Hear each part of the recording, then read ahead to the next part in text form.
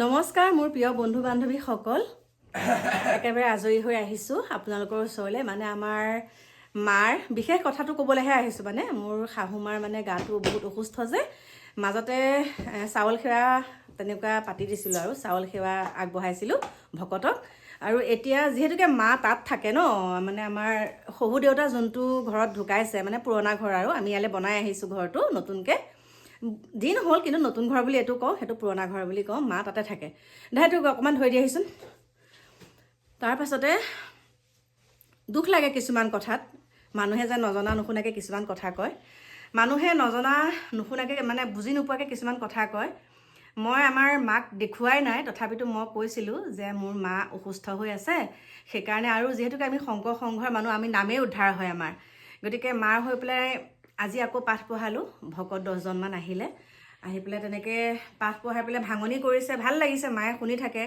আৰু মাক কওঁ মায়ে পাঠ শুনিবনে বুলি কয় কাইলৈ পৰা আকৌ খুৰাই বাৰু তেনেকৈ পঢ়িম বুলি কৈছে কাইলৈৰ পৰা মানে আমাৰ আৰু এজন মানে ভকত আহিব আৰু সদায় ভকতজনে কৈছে মই সদায় একাধ্যায় পুথি পঢ়িম মানে এই সময়কণত পুথি মানে শুনিলে ভাল আৰু এইটোৱে নহয় যে আমি যে পুথি পাঠ কৰাইছোঁ ঘৰখনত যে মা সোনকালে এই পৃথিৱীৰ পৰা যাব লাগে সেইবুলি নহয় মায়ে এইকণ সময়ত ভগৱানৰ নাম শুনক আৰু মানে কি আৰু মানে যিহেতুকে মা অকণমান এতিয়া বিচনাতে শয্যাগত নিচিনাই হৈছে সেইকাৰণে মানে মা অকণমান যাতে আকৌ ভগৱানৰ নাম শুনি সুস্থ হওক সেইটো মানসেৰেহে কৰা গৈছে কিছুমান মানুহে মই সিদিনাখন যেতিয়া চাউল সেৱা কৰা ভিডিঅ' দিছিলোঁ তেতিয়া মানে মাইনাই মই বিশেষকৈ মই ভিডিঅ'টো কৰি পেলাই দেখাইছোঁ যে আমাৰ মাৰ হৈ পেলাই এনেকৈ পাতিছোঁ তেতিয়া কৈছে যে মৰিবলৈকে বোলে আমি বোলে মাৰ ঢুকালে ভাল পাওঁ সেইকাৰণে আমি আগতীয়াকৈ কৰি দিছোঁ সেইটো কথা কেতিয়াও নহয় আপোনালোকে চাব ঘৰখনত যেতিয়া কিছুমান মানে দীঘলীয়া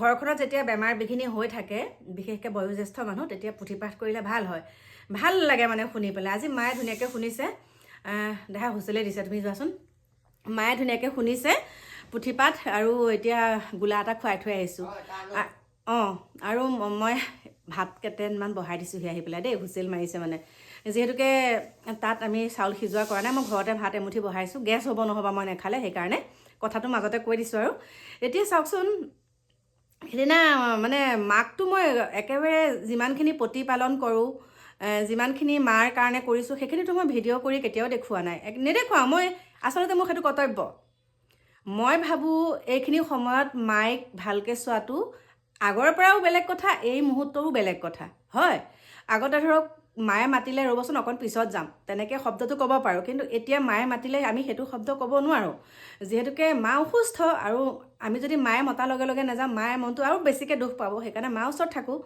আৰু মাক মই ঘৰৰ পৰা খেদি দিছোঁ তাত ৰাখিছোঁ সেইটো কথা নহয় মই আহি পেলাই সেইখন ঘৰতে বিয়া হৈছোঁ আৰু সেইখন ঘৰত বিয়া হোৱাৰ পাছতে কাকু বাহিৰতে জন্ম হৈছে কিন্তু আহি পেলাই মানে তাতে আমি বহুত বছৰ থাকিলোঁ এইটো ঘৰ বনোৱা বেছিদিন হোৱা নাই আমাৰ তাৰপিছত সেইকাৰণে দেউতা যিহেতুকে সেইটো ঘৰতে ঢুকাইছে মাও তাতে থাকে আৰু যিমানখিনি দায়িত্ব আমাৰ বোৱাৰী হিচাপে আছে আমিতো সেইখিনি পালন কৰিয়ে আছোঁ মাক যিমানখিনি শুশ্ৰূষা কৰোঁ সেইখিনি হয়তো আপোনালোকে বিশ্বাস নকৰিব যে কৰে জানো এনেকুৱা আচলতে সেইটো ভগৱানে দেখি আছে মই আমাৰ ডিকুৰ মাকে মানে কি চাফ চাফাইখিনি কৰি দিব পাৰে মানে ঘৰ দুৱাৰ লেতেৰা হৈ থকা সেইখিনি মানে মা ৰুম চাফা কৰে ভাইটিয়ে কাপোৰ কানিখিনি হেৰি কৰে কিন্তু মাক গা পা ধোৱা ক্ষেত্ৰতো যে মাক মানে জানে বেমাৰী মানুহ এগৰাকী গাটো সদায় ধুব নোৱাৰে ন মায়েতো নোৱাৰে বাৰু এতিয়া গা পা ধুব মই মানে ডেটল পানী বাল্টিঙত লৈ গোটেই গা মই সুন্দৰকৈ মাক চাফা কৰোঁ আৰু মাজতে মই মানে চুলিও কাটিছিলোঁ দেই মাৰ যত বান্ধি গৈছে মই চুলি কাটিছোঁ আৰু ভালকৈতো ৰাখিবই লাগিব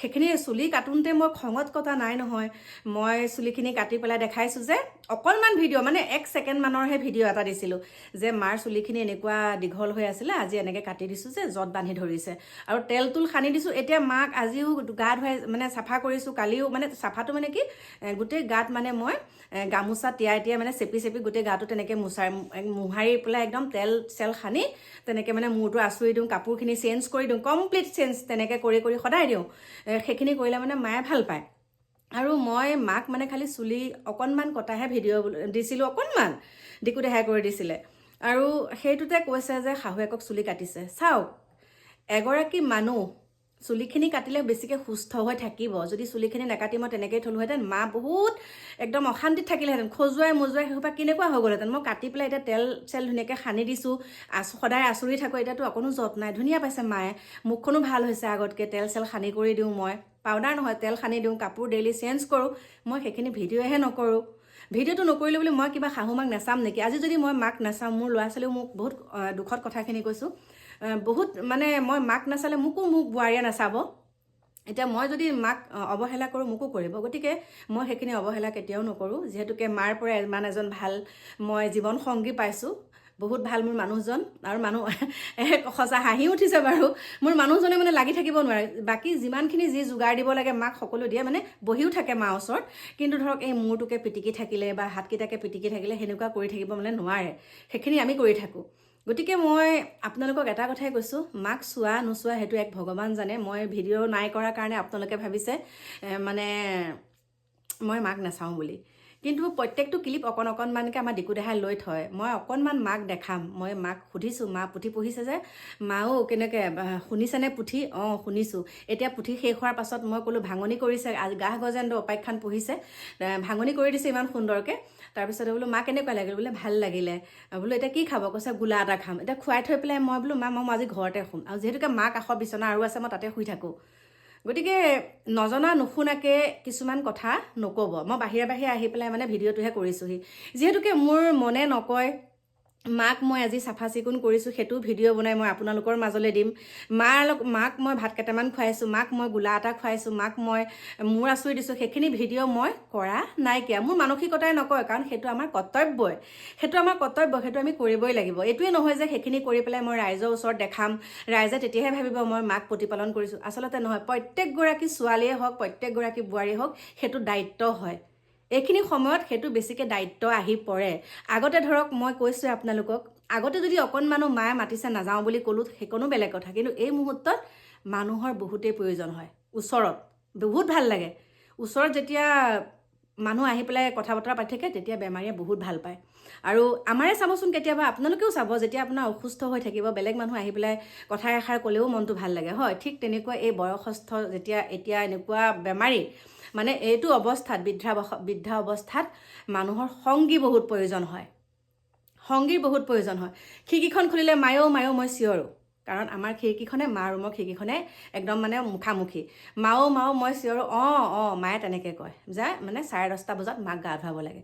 মই এওঁক অফিচলৈ পঠিয়াই কৰি আজৰি হৈ পেলাই মই মাক আকৌ গা পা মই চাফা কৰি থৈ আহোঁগৈ। গতিকে মোৰ প্ৰিয় বন্ধু বান্ধৱীসকল, এইখিনি আছিলে ক'ব লগা। আৰুনো কি বুলি ক'ম, অকণমান ডিকুদাই ভিডিঅ' বনাইছে, মই পুৰি ভাজি আছোঁ। পুৰি মানে ইমান ভকত নহয়, 10জন ভকত, 9-10জনমান হ'ব আৰু পাঠেকজনৰ সৈতে। প্ৰত্যেকগৰাকী বোৱাৰীৰ এইবিলাক দায়িত্ব হয় যে এইখিনিকে কৰি পেলাই ভিডিঅ' বনাই পেলাই দেখাম, সেইটো আমাৰ দায়িত্ব নহয়। সেই ভিডিঅ' বনাই পেলাই দেখালে সেইটো দেখাক দেখি কৰা হয়। প্ৰকৃততে যি মানুহে সন্মান বুজি পায়, মই এটা কথাই কৈছোঁ, যি মানুহে সন্মান বুজি পায় যে এইটো বস্তু ভিডিঅ' কৰিলে মানে মনতে দুখ লাগিব ন, এনেকৈ মোক এনেকুৱাখিনি কৰিছে, আকৌ ভিডিঅ' কৰিলেহে হয়নে, তেনেকুৱা ধৰণৰ কথা। গতিকে মই সেইকাৰণে ভিডিঅ' কৰি নেদেখুৱাওঁ, আৰু ভিডিঅ' কৰিব লাগে বুলি মই প্ৰয়োজনবোধ কৰা নাই। যিখিনি মোৰ কৰ্তব্য, যিখিনি মোৰ কৰ্ম, সেইখিনি মই কৰিমেই দেই, সেইটোৱে কথা। বাকী প্ৰিয় বন্ধু বান্ধৱীসকল, লগ পাম আপোনালোকক নতুন এটা ভিডিঅ'। তেতিয়া বাই।